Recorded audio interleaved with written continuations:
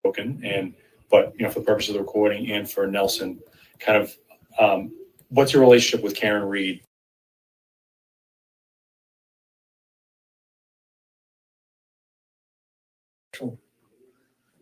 And Natalie Berschneider Weewick, alumni of Bentley University. Great. And Natalie, you understand that you're talking to us here on this recording after receiving a proffer letter from Ken Mello. Yes. Indicating that if you are truthful and honest here in this conversation, you would get an immunity letter to follow. Yes. Okay, great.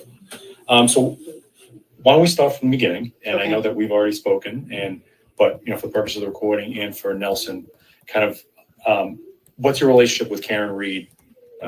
Where was it in the past? So we went to Bentley College. It was college when we went from 1998, and I went from 1998 to 2002, and Karen graduated in 2001, a year early, because she was very smart and very studious and got all her credits early, but then she stayed at Bentley and got her master's, I guess, in finance. I was not friends with her per se. Like we didn't really know each other on campus, but we knew of each other because we hung out with the same sorority sisters, even though we were both not in the same sorority, and we went to the same frat parties. And that was it. And then, like, of course, I would see her at the library. She studied a lot. She was at the library a lot. And then when everything came about in February of 2022, and some friends from college were texting me like, oh my God, did you read this? And when I read it, I was like, oh my God, poor thing. Like, this is an accident. Like, she was drunk and hit him. So I reached out to her on Facebook. I would say, I don't know the exact date, if it was March, April, or May of 2022, but I reached out to her, and I don't have that message saved. I don't have that message saved, but I wrote to her something along the lines of, don't blame yourself, don't beat yourself up, mistakes happen, forgive yourself, And then she wrote back something along the lines like, oh my God, Nat, can we talk? So we spoke on the phone. I gave her my number, and we spoke on the phone, and she said, this was a setup. I didn't do this. And she told me that, that morning she was so confused, like, could I have hit him? Like, did I maybe clip him? Was he running after my car? And did I hit him without knowing? But then eventually she told me that a fellow by the name of Scanlon came into Yanetti's office like a few days after she was arrested and was like, she didn't hit anybody. A fight broke out in that house. And so from there, the pieces started coming together from her private investigators. And I think because I'm so far away in Los Angeles, I was kind of like her diary. So I would say like 30% of our relationship was about her case, and the other 70% was friendly stuff. Like, she would paint her guest room and say, what do you like this wall color? Or do you like this side table? Or I would cook dinner and send her pictures of what I just cooked. Or she would do the same, and then she'd say, oh, my parents are over for dinner. And she would take a picture of her parents and say, like, aren't my parents adorable, and send it to me. And how were you communicating at this point? I'm pretty sure it was on Signal. I never communicated with her on regular text. And why Signal? I don't know. I didn't question that. But that came from Karen. Yes. I didn't even know what Signal was. And she would call it the Funky Fresh app. Or sometimes she would text me on regular text and say, hey, you want to jump on the Funky Fresh app? And then she would send me stuff like that. And then other innocent things like I have these indoor fig trees. They're elephant ear trees, they're called. And I would do before and after photos where my tree would be dusty. I would take a before photo and then I would spray it and I would wipe down all the leaves and I would trim any of like the dead leaves. And then I would send her after photos. So a lot of our friendship was like that. And then she got upset with me once because in the beginning, I didn't know who was who. There were so many names and like, I really didn't know who was who, but I noticed that there was a woman who we all know now by the name of Elizabeth Proctor. And she would always do laughing emojis on all of the news, the Boston news sites. And this is before Aiden. This is September 2022, October 2022, November. And I would send her screenshots and I would be like, what's this lady's problem? She's so adamant, like it just doesn't stop. And Karen was like, Natalie, I wish you and my friends would stop sending me negativity stuff. You know, I have enough negativity in my life. I wish you guys would just stop. And I was like, whoa, you know. So then the next day she was like, actually, you know, all those screenshots you sent me yesterday, something along the lines of, that's actually Officer Proctor's wife. Can you email Yannetti those? So I emailed them to Yannetti as individual screenshots. And then she got back to me. She goes, Yannetti's not computer savvy. Can you actually do it in a PDF in order? So I did that. And so I put them on a PDF. So all he has to do is open up one thing and they're all there.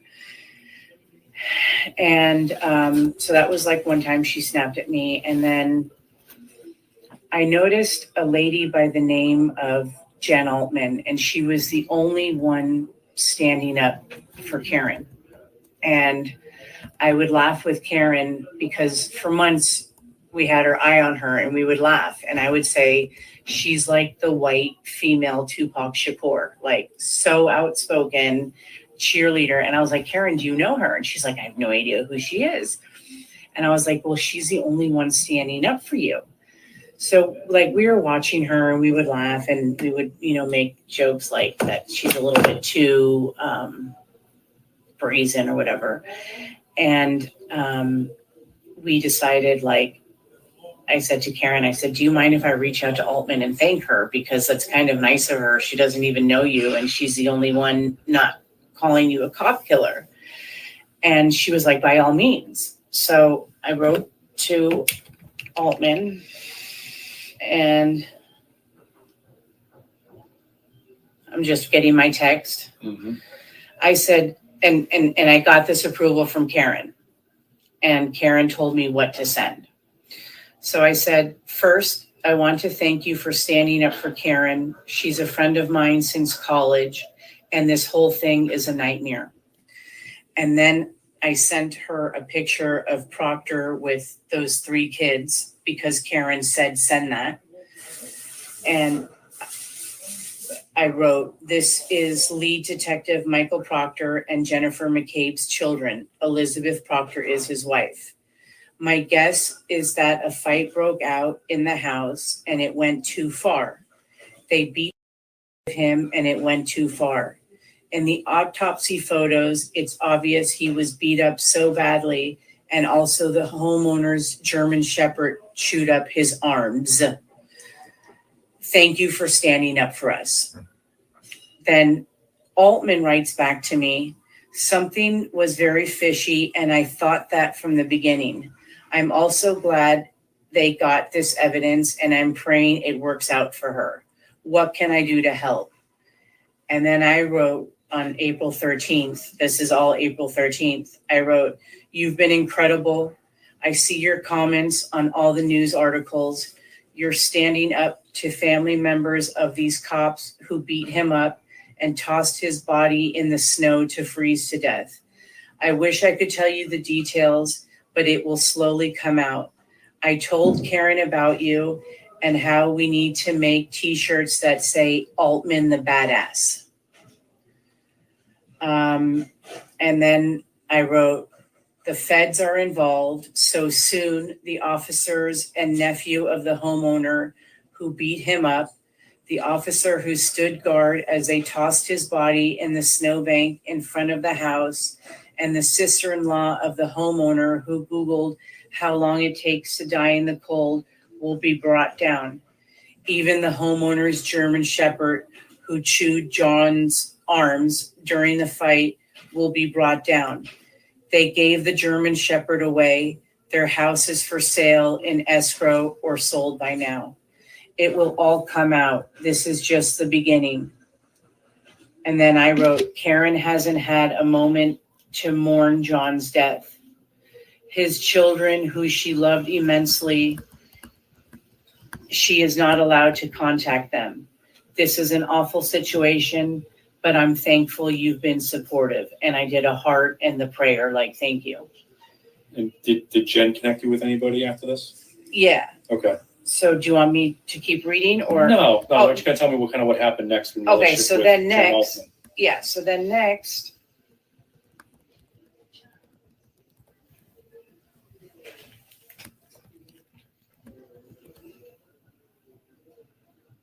So then on April 17th at 3:44 p.m. Los Angeles time, see, Jennifer hid her message. She went through and hid all these messages. That's what I hate about Facebook. Okay, anyway. So Jennifer wrote to me. I actually have a screenshot of it, so that's actually good. But she wrote to me something along the lines of, hi, Natalie. I have Aiden Kearney, senior writer for Turtle Boy News. He would love to write a story on the Karen Reed case. Something along that. But I have screenshots, so you'll have that all on the USB. Yep. And then I wrote, hi, Altman, thank you for putting us in touch. Let me ask Karen for her blessings. And then Clarence, who's Aiden, wrote, Jesus, I am so sorry. I would love to get the word out about this. I understand there has been some coverage, but this should be the biggest story in the news, and Karen should be immediately exonerated.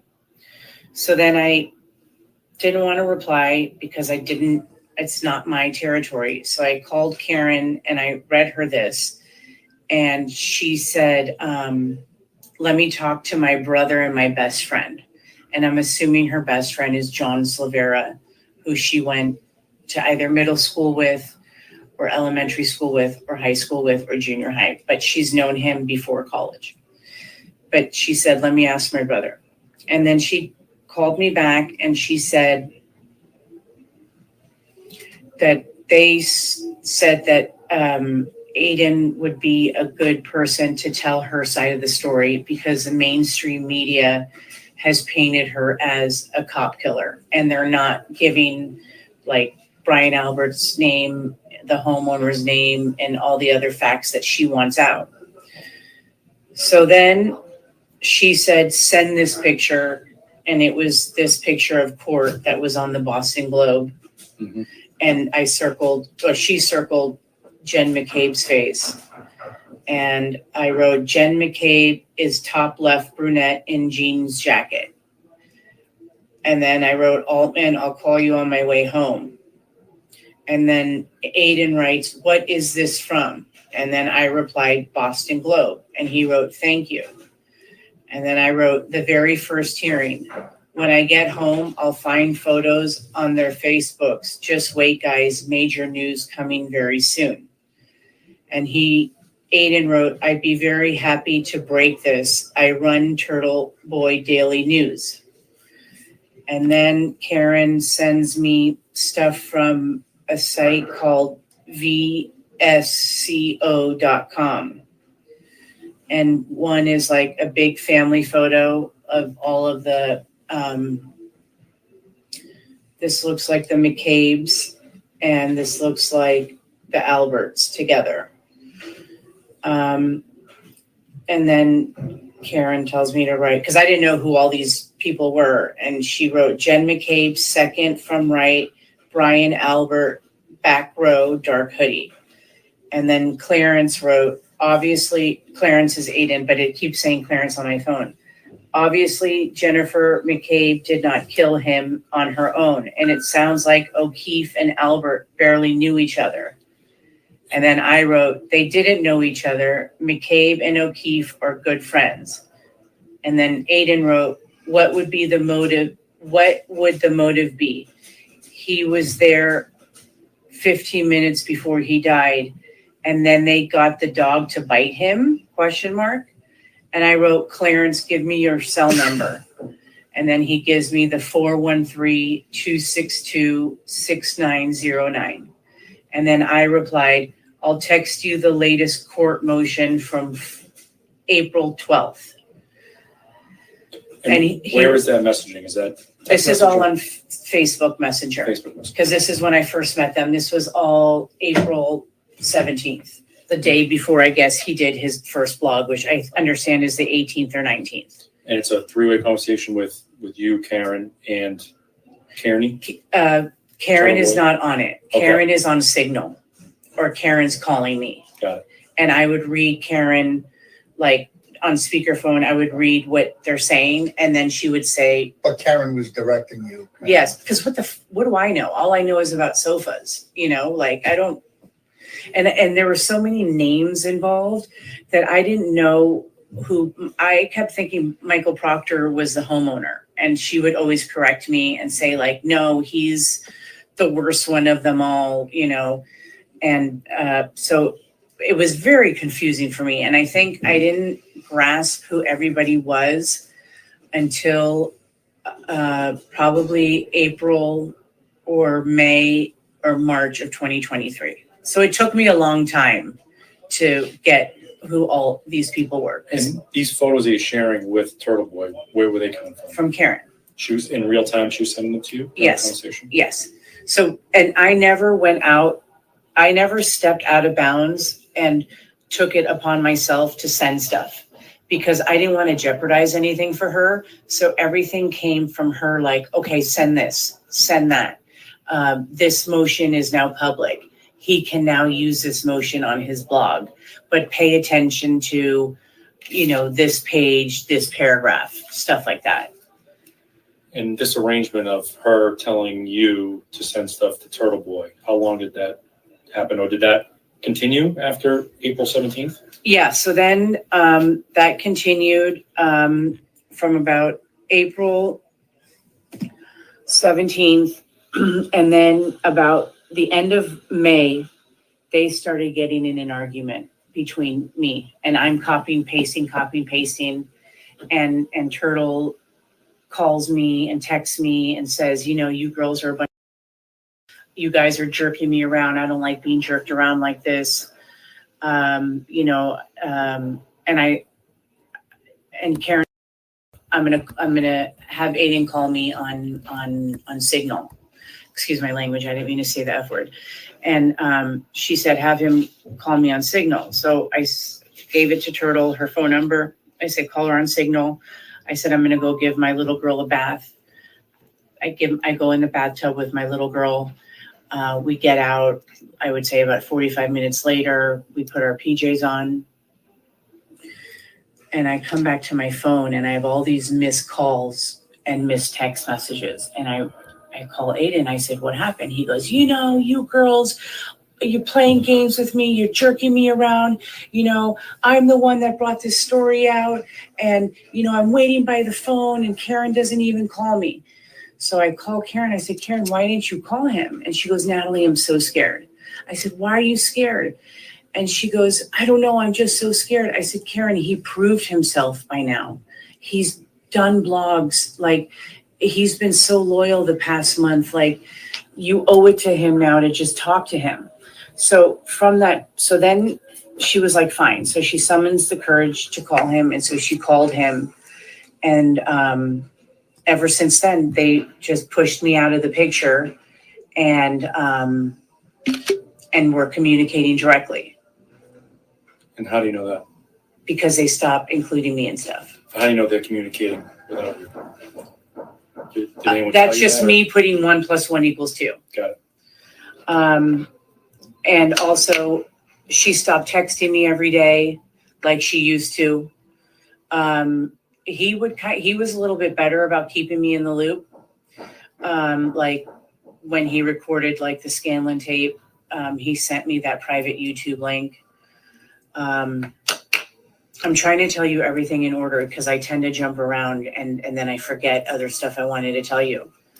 So I told Aiden, I only had a relationship with Aiden, April 17th until about June 15th, around there. And then off and on, like then I was in Europe and I would text him congratulations because he mentioned something about Netflix, But anyway, on June 15th, I think. Okay. In April at some point, April or June at some point, I told Aiden, I said, Aiden, one day not Hollywood's going to knock on your door. I said, but in the meantime, you got to cut out the words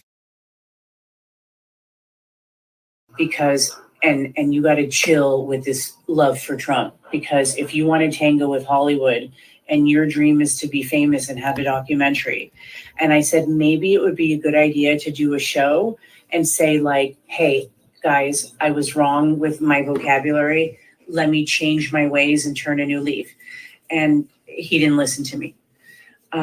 So then I was driving home from work. It was like around 5:00 my time, 5:30, whatever. And Aiden calls me and he goes, Natalie, you were right. And I said, what do you mean? And he goes, Hollywood called me. And he goes, I'm going to sign with them. And I said, but this is the first offer. Why would you wait for some more offers? I said, this is just the beginning. You're going to get so many offers.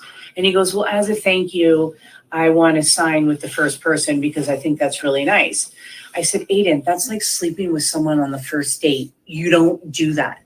Just slow your roll. And so I called Karen, and Karen was like, oh gosh, Nat, did you hear about Aiden in the documentary? This really makes me nervous. I haven't even gone to trial yet. I haven't even been exonerated. Why is he thinking about a documentary?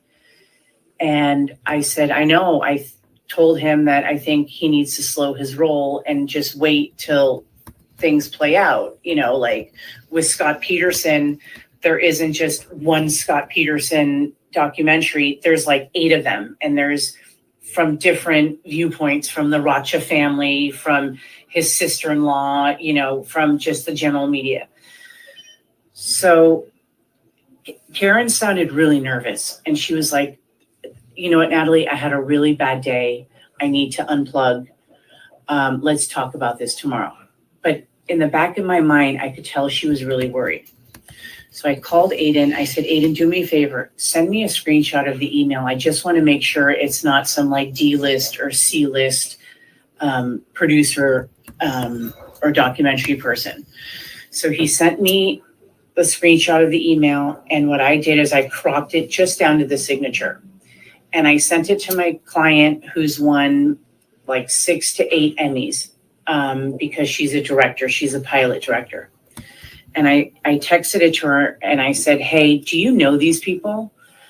And an hour later, she texts me back and she's like, oh my God, how the universe works. 2 of my favorite people, Natalie and Brian, 2 of my favorite people naturally collide. Oh, I won 2 Emmys with him on these shows, blah, blah, blah, blah. They're the best people. They're the nicest people. They're great to work with. So I called Aiden. I said, Aiden, you're in luck. These people are actually legit and they're actually really nice, good people. So then I text Karen. But when you text after every sentence, you hit return. And so I texted Karen hey, all is good. All is good. These people are legit. I sent it to my client. You guys have nothing to worry about. So then the next morning I wake up to a scathing text from Karen saying that I inserted myself into the documentary and something along the lines of that my only interest was to be in a documentary, which is not true. I had no interest. And I really did this for Aiden because I kind of felt bad for him because I felt like he was a struggling blogger. He has 2 kids. He lives, so to, for lack of a better saying, paycheck to paycheck. And I thought, anyway, so so that's why I vetted that. And Karen took it the wrong way. And then after that, Karen never called me, didn't want to talk about it, didn't want to hear my side of the story. So I said to Aiden, I told Aiden, I said, Karen just like lost her shit. Like what, like I get she's under a lot of pressure, but come on, over that. So in the meantime, my client gives the producer my name and he texts me and he said, I would love to meet with you. Can you come to Sony Studios and meet me? And I said, no, but you can come to my factory. So he came and met with me and he told me that this wasn't a documentary about Aiden. It was a documentary that they want to do about this popularity about armchair detectives. And he gave me the example about that young couple that traveled cross country in a trailer and taped it. And it ended up that the boyfriend strangled her. I heard it, Gabby Patino. Mm-hmm. And that's right. And he said that it wasn't the FBI or the feds or the authorities that solved the case. It was the armchair detectives. So this guy, Brian, wanted to do a documentary on all the armchair detectives. But Aiden, being such an egomaniac, made it like, no, they want to do a documentary on me. So then when the fellow was here, he asked if I would be interested in being part of the documentary since I'm like the goose that laid the golden egg. And I said, absolutely not. I want no part of a documentary. I don't want to be involved with like any kind of case, like no way. I said, but I do have a question. I said, how do we go about getting Aiden an agent, an entertainment agent, and an entertainment lawyer? And he giggled and he goes, Aiden told me he has an attorney. And I said, yeah, but that's probably just some like Massachusetts attorney that doesn't know entertainment because you need an entertainment attorney here in Hollywood. I said, what about an agent? And he goes, Natalie, I'm going to be very honest with you. I don't know any agent that would take him on.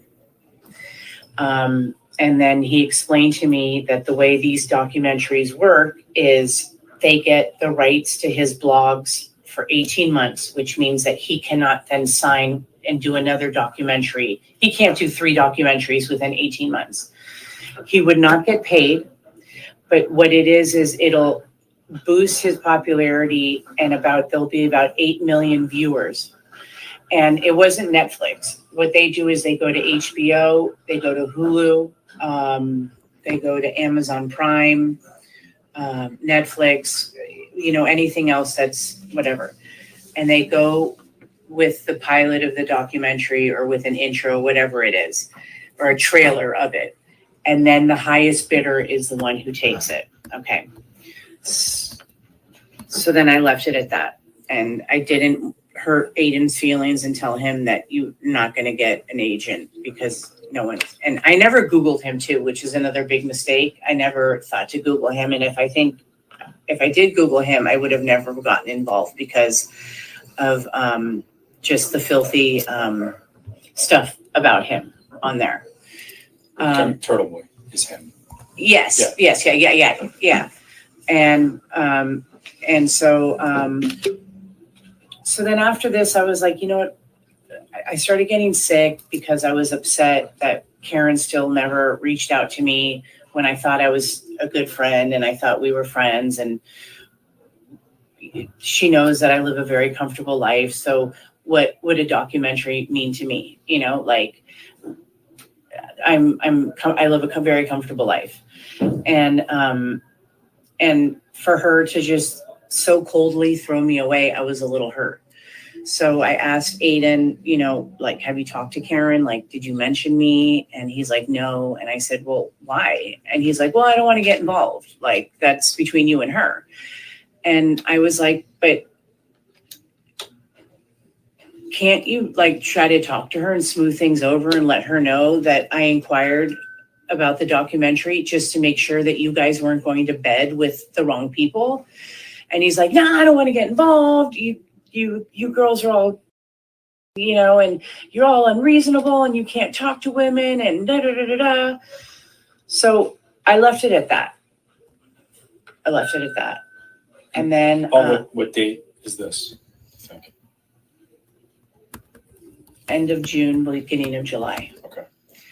And then I decided for my mental health, it would be best for me to leave the groups. So I left the Free Karen Reed group and the Justice O'Keefe group. I left that group and then I went to Europe. I went to Germany to visit my family with my eldest daughter, and we had jet lag major, and my 12-year-old and I would be up until like 3, 4 in the morning. And I got bored and I joined the group. And I noticed this fellow by the name of Nick Rocco. Oh, back to June. I noticed, so Erica Davis, who's Karen Ahern, as we know, you know who that is, right? Mm-hmm. No, maybe I'll tell you later. She posted in the group who is getting all the proceeds to the Karen Reed t-shirts. And I commented, well, the etiquette would be that all the money goes to Karen. So Aiden does an impromptu video, and the impromptu video was dedicated to Sean on the Golf. The first half was to Sean on the Golf, because Sean on the Golf removed, because he was a moderator in the group, he removed anybody talking about the grand jury. And he called Karen and he called Aiden and he said, you guys can't ask about the grand jury. And Turtle, you can't do your blogs asking about information about the grand jury. This is highly confidential information. So Aiden did an impromptu, and that first part was dedicated to Sean on the Golf, saying, where he said something along the lines of like, hey, let me make something straight about the grand jury. Trust me, like the whole trust me part. You don't have a law degree. Trust me. It's okay to talk about the grand jury. Trust me. And then he goes, and now I want to talk about the t-shirts. Before we go to the t-shirts, can we talk about the grand jury part? Yeah. So what was being posted on these sites? I don't know, because I wasn't on. Okay. But I guess somebody said like, oh, my friend is on the grand jury, and she said that we meet every Thursday. Something like that is what I heard from somebody. But this is June of 2023? Or there's someone who's on the grand jury that indicted Karen? I don't know, but they talked about grand jury, so I don't know, like very specific like that. Okay.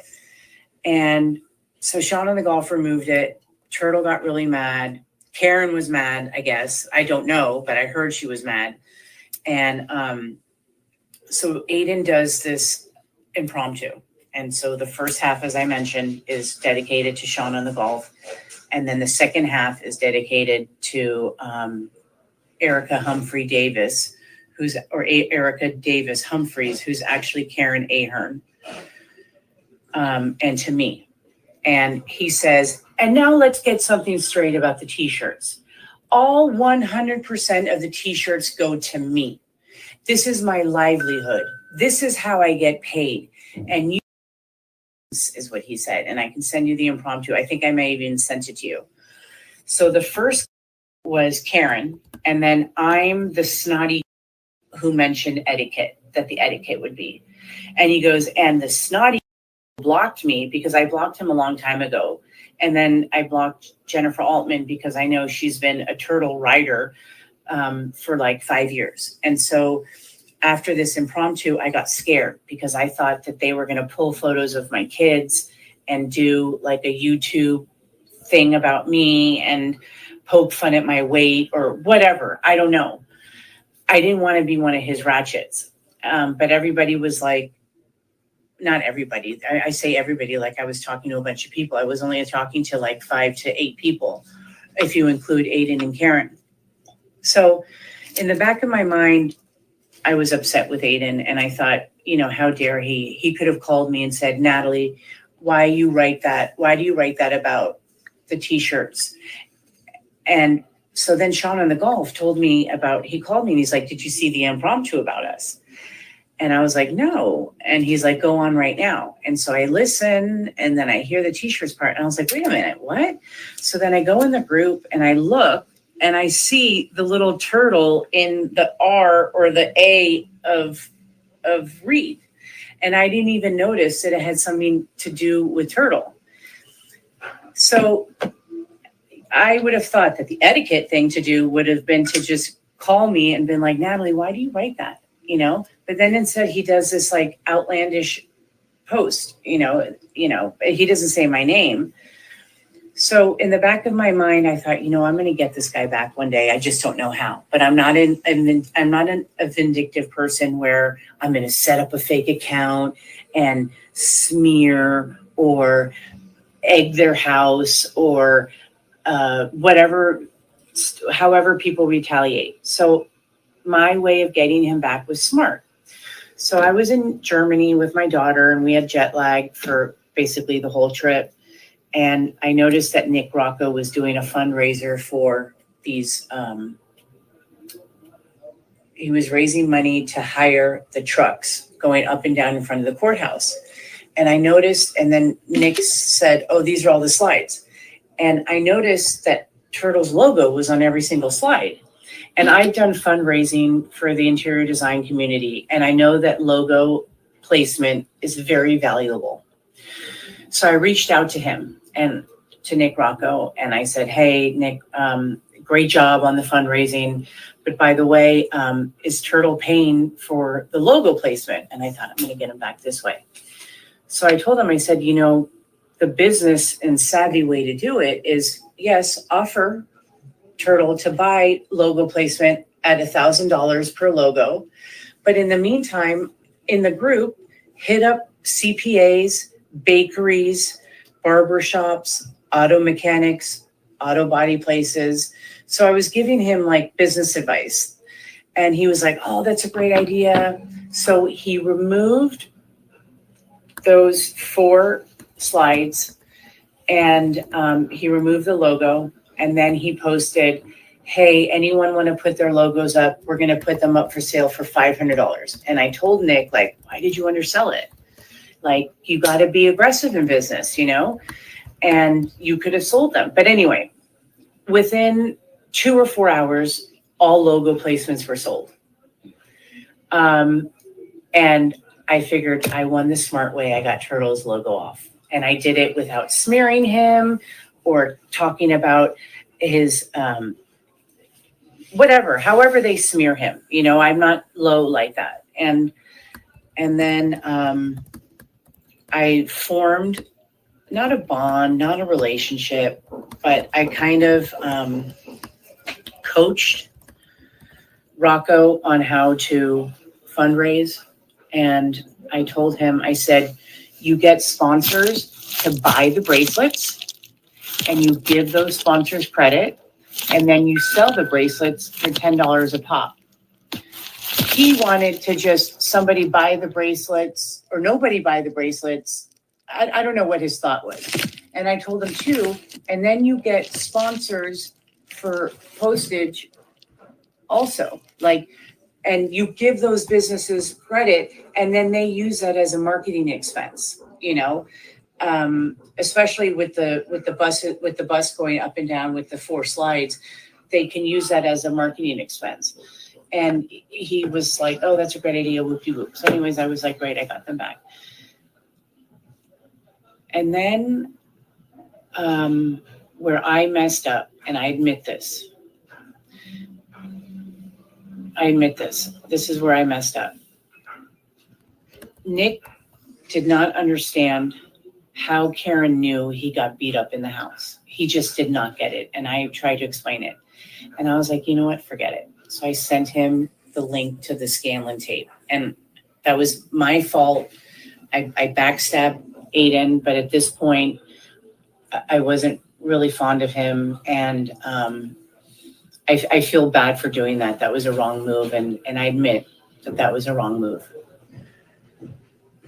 And I also told Nick in a text, in a thing, that another thing that made me uncomfortable about Aiden is that him being a married man with 2 kids and a daughter, and me being a married woman, and me being friends with Karen, and me being married with 2 daughters, I found it very odd that he would tell me that when this is all said and done, that Karen owes him a job. And I wrote that to Nick. So like 3 or 4 weeks ago, I had COVID, and I get an alert that Turtle Boy's live. And I look, and it's the Scanlon tape. And I was like, there's no way he's sharing this. He got hacked. And I guess he pushed, from what I hear from then, Sean on the Golf and Jay Robert were the only 2 people I was keeping in touch with at this point. I was only keeping in touch with 2 people at this point, that Turtle hit the wrong button on YouTube and published that by mistake for 13 minutes. And what did Rocco do? He right away sends screenshots to Aiden about not only me sending the Scanlon tape, but about my comment that he's a pig for saying that Karen owes him a.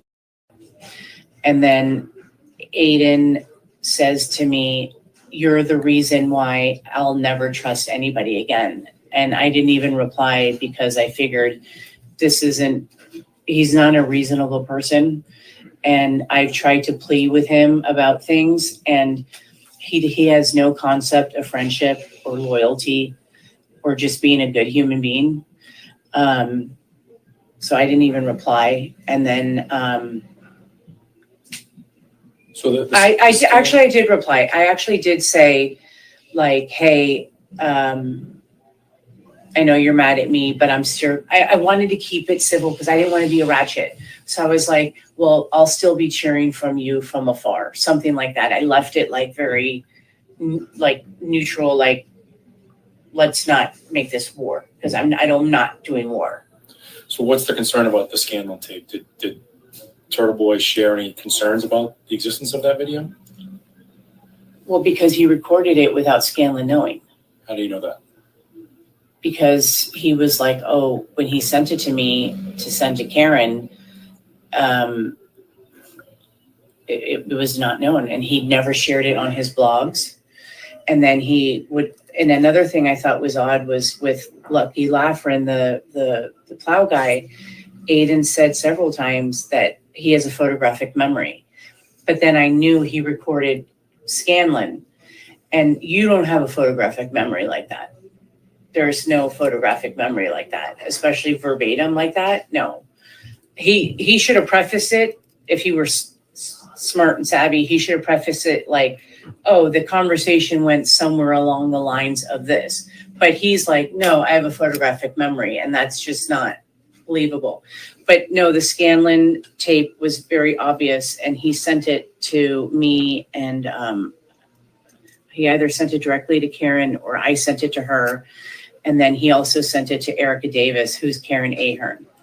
And she's also one of the numbers I gave you because she all this time told me she's a Boston police officer and that she doesn't want to blow her cover.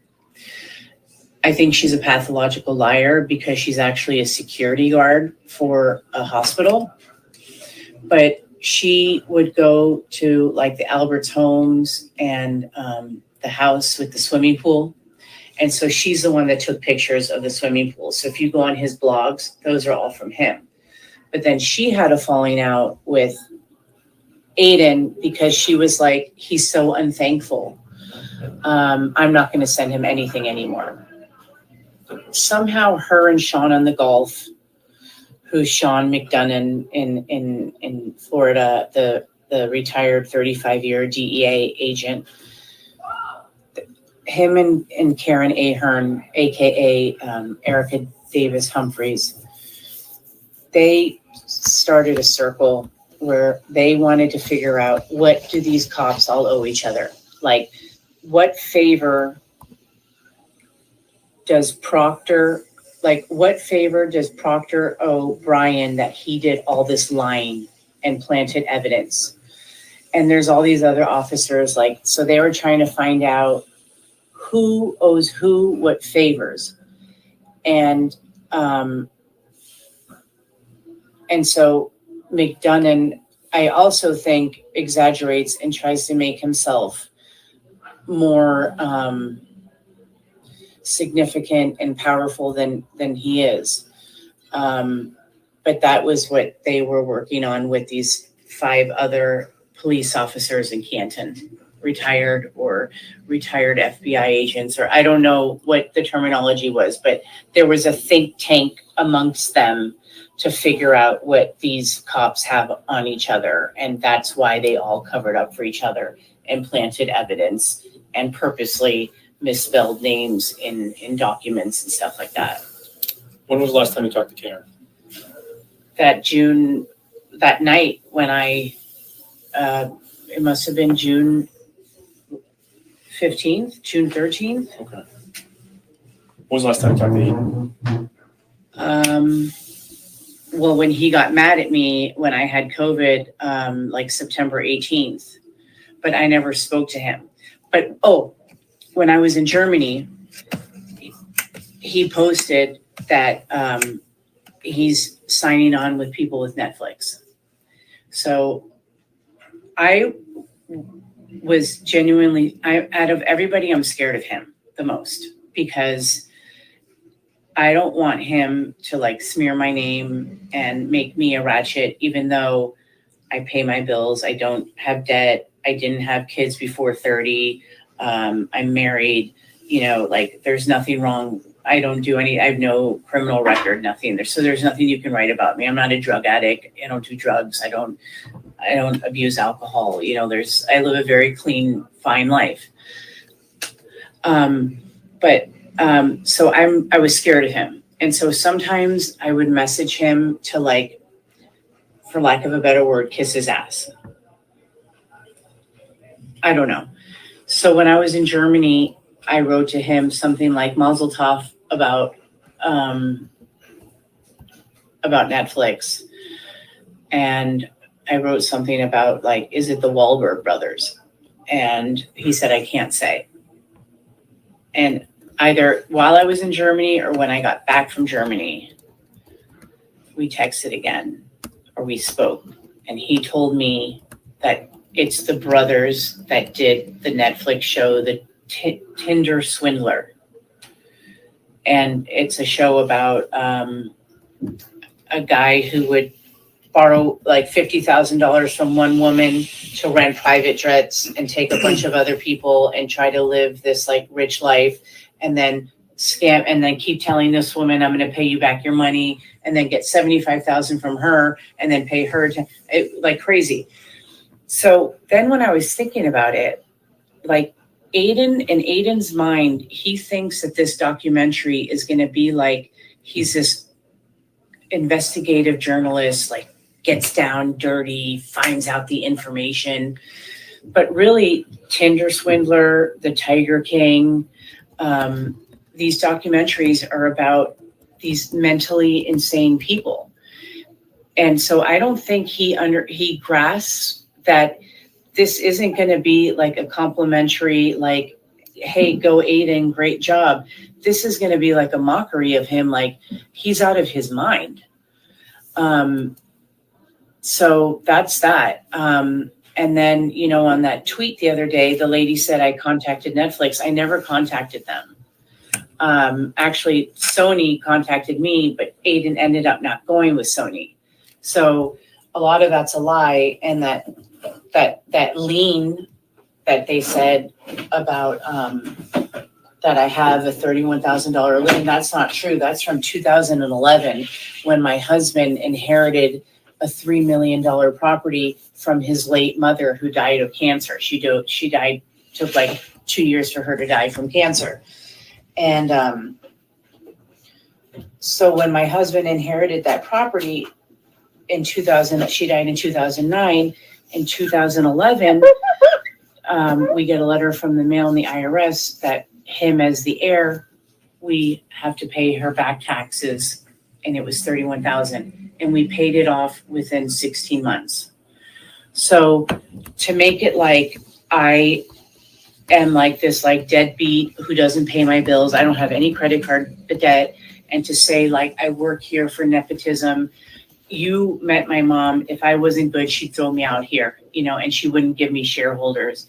And she also made it that in the will, I get 100% of the business and my brother gets none of the business. And my brother was fine with that because he says, I deserve it and I done a good job. So I was very, I realized what I'm dealing with, this nastiness, and I'm scared. Going back to when there was this arrangement that Karen would send you things, then you would send them to Aiden. What was Karen's motivation? Did you get a sense of To that? get her side of the story out, because she felt like the mainstream media was making it that she was a cop killer. And she was like, I'm not a cop killer. A fight broke out in that house. And now they're trying to protect Colin, who's the neighborhood bully, who would always start crap with John and would drive really fast in the neighborhood. And John would tell him, don't speed, there's kids playing on the street. And when they would leave town, I guess, I don't have Ring, but I guess with Ring, it senses when there's movement on your property and it alerts your phone. So they would be on vacation and then they would see that this is what she told me, that Chris Albert and his son Colin would be on lawn chairs on their grass drinking beers and then leave the beer cans on the lawn. So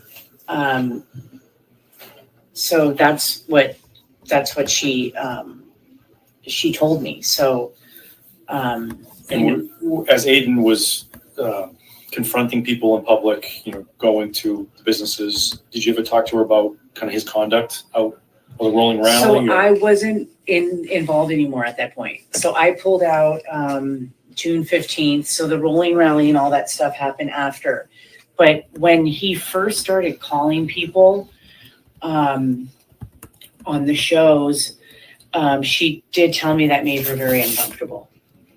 And she was like, gosh, I wish he wouldn't call the family members. But she was like, I can't tell him what to do. And also when he made mistakes in his journalism, she's like, we can't correct him. He's a journalist. He has to come up with his own hypotheses and stuff like that. Okay.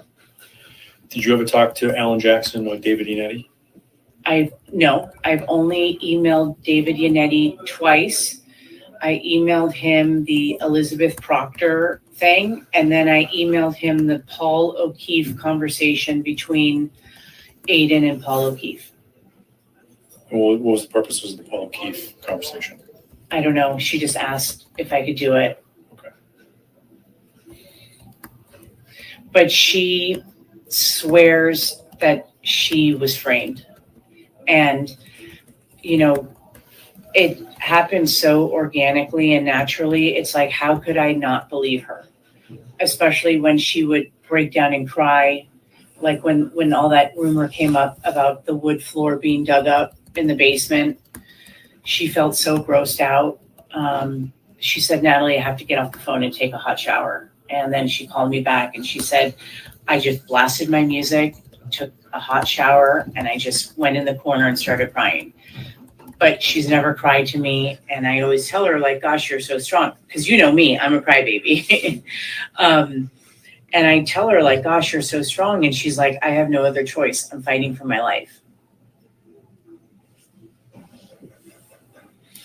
But I have to say, like, I do miss our friendship. I genuinely liked her. Yes, I have not seen her in 20 years. But we had so much fun reminiscing about college.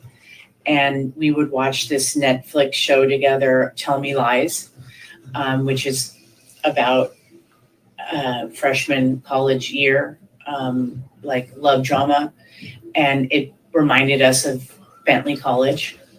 And so we would watch an episode and then we would like recap and talk about that episode and like be like, oh my God, can't wait for the next episode to come on. Stuff like that. So it wasn't just always about her case, and you know, there was a friendship there. And that's, I think, what hurt me. Here's what I found. That's what hurt me when she didn't give me a chance to explain my innocent inquiry about the documentary. Another thing is in the very beginning, I told her that when you Google, this is before Aiden, this is 2022. When you Google Karen Reed, nothing came up. And I told her, you need to tell the news outlets that when they post their articles, you can choose like 10 hashtags. It might be more, but you can choose 10 hashtags. Tell them to use Karen Reed as a hashtag so that when we Google your name, it comes up. Another thing I noticed is they kept referring to her as the ex-girlfriend. And I said, you need to let the news outlets know not to call you the ex-girlfriend because you weren't. And she was like, oh my God, Nat, why am I spending $3,000 a month on a PR person? You should just do my PR. You're so good at this stuff. You know this, like, on your own. I'm going to let go of my PR person. So from that point, I kind of looked at my role as her PR person, weirdly enough. And so I think that when Aiden told me about the documentary guy, I kind of wanted to protect her and protect him and make sure that this was legit. Nelson, any questions? Did Aiden ever, obviously after you gained his trust, did he ever have you email anybody that we haven't brought up yet? No. Like email, like. Just any documents, anything, or contact somebody on his behalf? Oh, like, so he would get emails from like people saying like, oh, rumor has it that X, Y, and Z. And then he would say, can you send this to Karen and tell me if this is true? Okay. And then Karen would say, this is not true. Like that Brian Albert video with the foot. And Karen said, unequivocally, or however you say it in English, that's not Brian Albert. He always wears a skull cap type of thing. Anybody else that comes to mind? Amy Ashley Bell sent Aiden a text with pictures of Yuri on her Ring camera. And then Aiden sent me a screenshot where he sent that to Yannetti and I sent that to you. Mm-hmm. So stuff like that. And Aiden would send me stuff to kind of keep me in the loop, you know, but then by May I was kind of pushed away and I kind of sensed like, okay, they're now in touch. They don't need me anymore. Did Karen ever send you grand jury minutes or motions to send to Aiden? Only if they were already public. She was very careful about that. She was very, very careful. And she would always say, let me double check with Yannetti to make sure they're public. But never beforehand. She was very careful about that. And the only time I think she messed up was releasing the color autopsy photos. And for some reason, I thought I sent those to Aiden. But when I looked through my text messages with him, I sat down on Friday in my car and I was like, you know what? I'm going to finally revisit this. And I scrolled all the way up to the top. And I got a Jamba Juice. I sat in my car and I read everything. And when I was done, I was like, thank you, Jesus. I did not send the autopsy photos. I thought that maybe I sent those. But that's because I had them saved. But I think John Silvera, because he's on some of the emails with me, I was only sent like 3 emails or 4 emails, and he was on like 1 or 2 of them. And I know that they're very close, and I know that he was her biggest donor because he donated $15K. So I know that, and then she also said to me sometimes like, Natalie, if this is too much for you, I can have John S. take over, if you need a break. And I was like, no, this is what friends are for. Don't sweat it. It's not a big deal. I'm just copy and pasting. The kids are asleep, so, and that was pretty much it. And that was pretty much my involvement. And then stupid me, I got involved with Sean on the golf. And then also with Scanlon, the reason why you're going to get all these screenshots is Karen and I went on Scanlon's Facebook page before Aiden. Okay, so we went on Scanlon's Facebook page and we did screenshots of every single photo he had and kept them because we knew that Karen was going to have Erica Davis go on the chat of Aiden's YouTube channel and just write, who's Steven Scanlon? And that's why when you see, if you've seen the Scanlon tape, how my name pops up, it's because Aiden texts me something like, who wrote Steven Scanlon on my text? And then I said, Erica Davis. And then it was because Karen told me, hey, can you text Erica Davis and tell her to just write, who is Steven Scanlon? Because she wanted to stir the pot. And then Aiden called Steven and recorded it. And then Aiden was like, oh my gosh, look what I have. And he set it as a private link. So you could only watch that. You couldn't go on his page and find it. It was a very private link. So run that through me again, how Aiden became aware of Scanlon. It was the first time that he heard of it was on the comments on the YouTube Live? No, Karen told us that that's how she put the story together because that morning she was so confused and so hungover. Yeah, but how'd she get it? How'd she get who Scanlon was? Because he went to Yannetti's office. And and Scanlon said, like, this, there's something wrong with the story. They were beat up in the house. Somebody told me that he was beat up in the house. But then Karen, knowing to put out on social media, she directed you or to ask who is the Scanlon? To scare Scanlon. Why would Karen want to scare Scanlon? Hopefully have him talk. I don't know. And what was why beforehand capture all his pictures?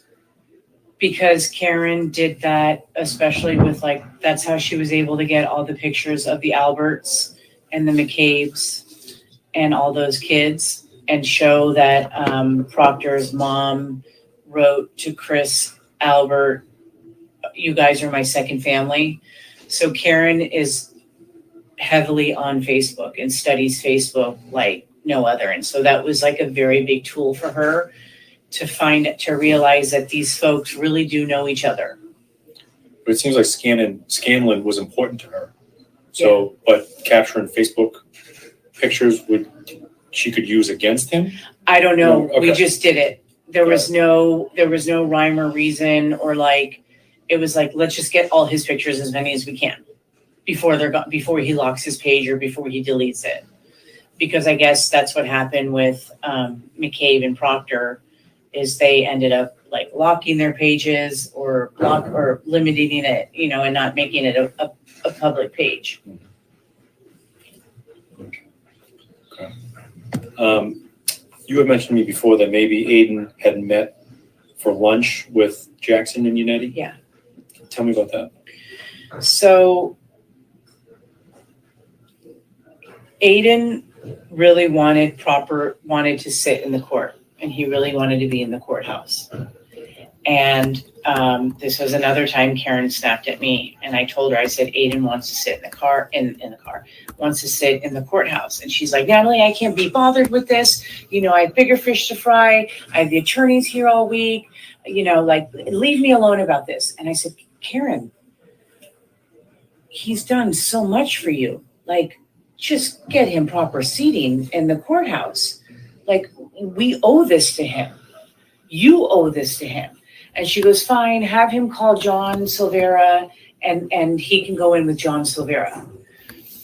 And that was another thing that I used against Aiden was I said, you know, if it weren't for me, you wouldn't have gone into the courthouse. So then Karen told me that after the May 3rd court hearing that they were going to all convene at the Omni Seaport and to tell Aiden. And so I told Aiden, and Aiden's like, I feel out of place. I don't feel right. I don't fit in. I said, Aiden, play your cards right. Alan Jackson's going to be there. Like, this is how you move up in life. You know, you schmooze with the right people. You socialize with the right people. And that's how you climb up this ladder, you know? Because he was on his way home and he didn't want to go. He was too shy. And I said, Aiden, pull over.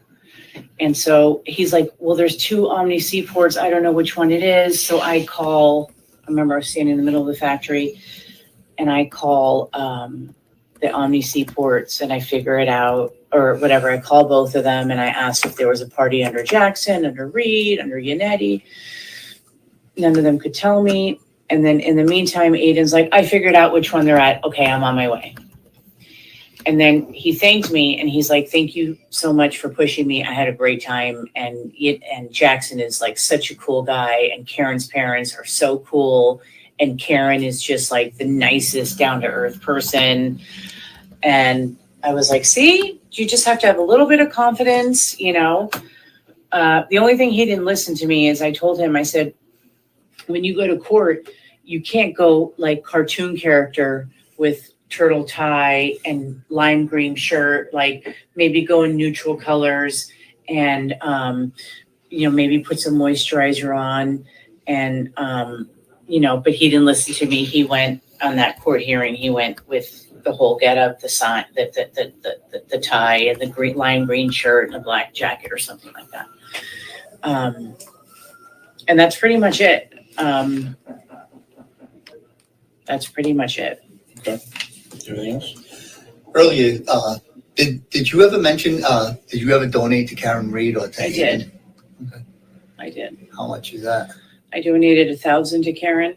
Okay. And then I donated another time of $50 to Karen. And to Aiden, I donated $300. Okay. I know. I should have donated it to like babies with AIDS or I know. I'm an idiot. I feel fooled. I feel duped. I feel like I'm embarrassed. It's an egg in my face. As you guys know, my parents and my husband have been very against my involvement since day one, especially my husband. When they saw that I donated money to her defense fund, it really hit the fan. But, you know, I'm not perfect and I don't claim to be. And it is what it is. And the only thing I can do is learn from it and move forward and do what I think is right. And I can't beat myself up about it and I can't be scared anymore. Anything else? Nope, that's it. Okay. All right, we'll end the recording at 1:50.